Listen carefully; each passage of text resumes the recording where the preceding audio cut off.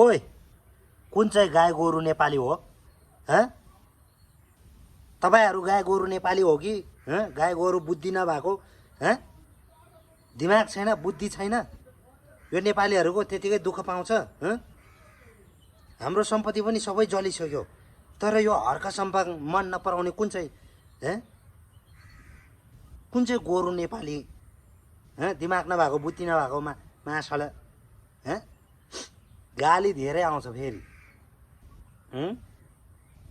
हर्कको काम हेर्नु पर्यो हर्क सरको काम हेर्नु पर्यो मान्छेको काम हेर्नु पर्यो त्यो अनुहार हेरेर हुन्छ हँ हर्कलाई मन नपराउने मान्छे त कुत्ता नेपाली जस्तो लाग्छ कुत्ता के भन्ने त अनि रिस उठ्छ नि भनिहाल्छ नि कि म कुत्ता कि तपाईँ कुत्ता तपाईहरु कुत्ता मन नपराउने चाहिँ काम गर्ने मान्छे अनि मन नपराएर यसरी बसेर यसरी के रे कुर्सीमा बसेर भोग लाग्छ खाना त अन्न त चाहियो नि त काम गर्नु पर्यो नि त बेलचा हान्नु पर्यो नि त विकास गर्नु पर्यो नि त सफा गर्नु पर्यो नि त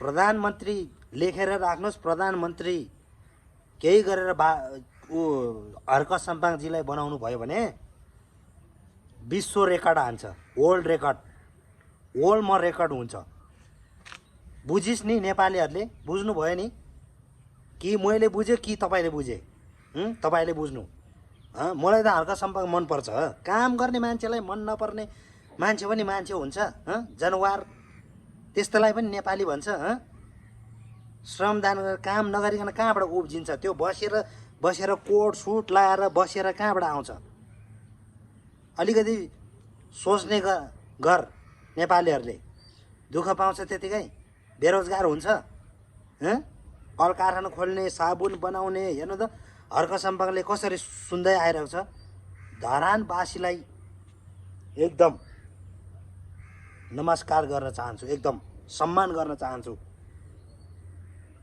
हाम्रो हर्क सम्पाङजीलाई जिताइदिनु भएकोमा हैन नेपालको पुत्र स्वतन्त्रहरुलाई पनि एकदम सलाम छ नमस्कार छ स्वतन्त्रलाई कुनै पार्टीमा नभएको जिताउनु भएको नेपालमा जो कोही वडा अध्यक्ष मेयर सबैजनालाई एकदम सम्मान गर्न चाहन्छु तर अब पार्टीको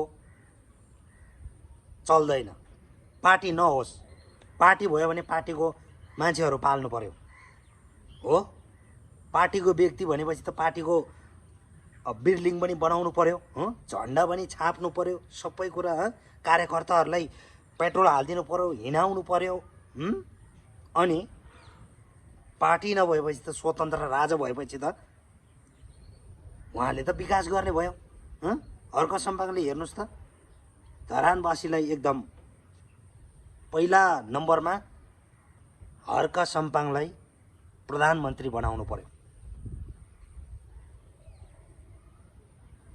भेडा जनताले मात्रै त्यो बुद्धि नभएको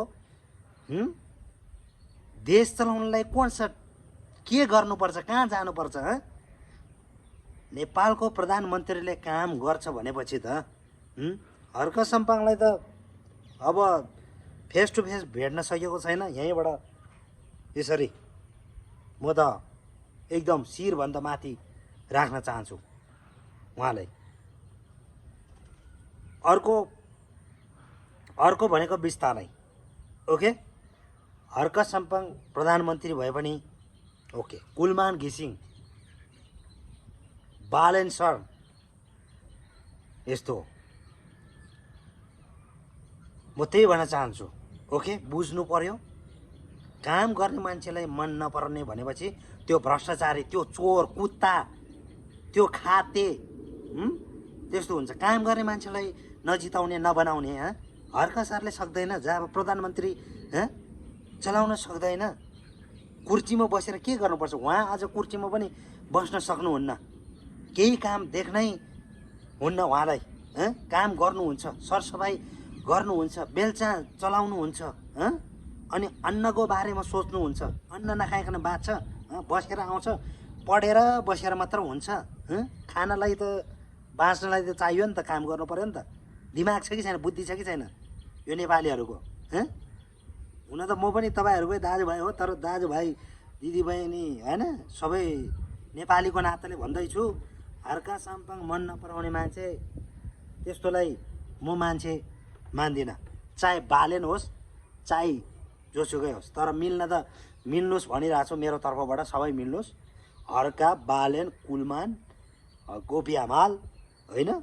अब अरू पार्टीको त अहिले अब कुरा नगरौँ अहिलेको लागि। अब पार्टीले गर्दा देश यस्तो भयो होइन, नत्र हामीले पार्टीलाई त पहिला सबैलाई दियो नि, माओवादीलाई दियो, एमालेलाई दियो, राप्रपाले पनि पहिला सुनेको छु, अनि के अरे अर्को कुन रे काङ्ग्रेसलाई दियो, सबैलाई दियो हेरे हो।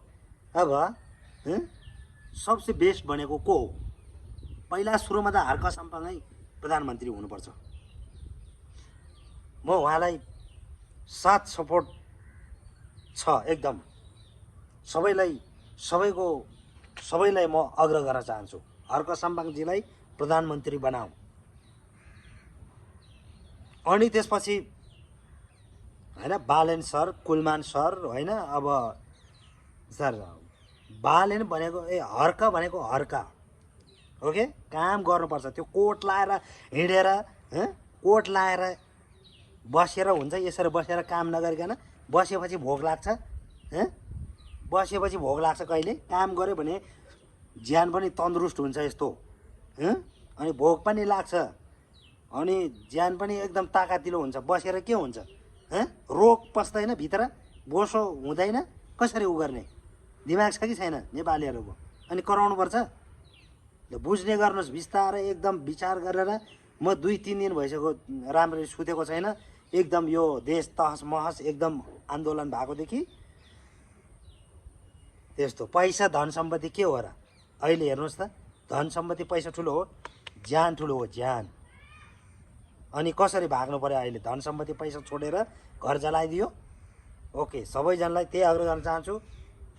ओके, बाइ, अर्को भिडियोमा भेटौँला।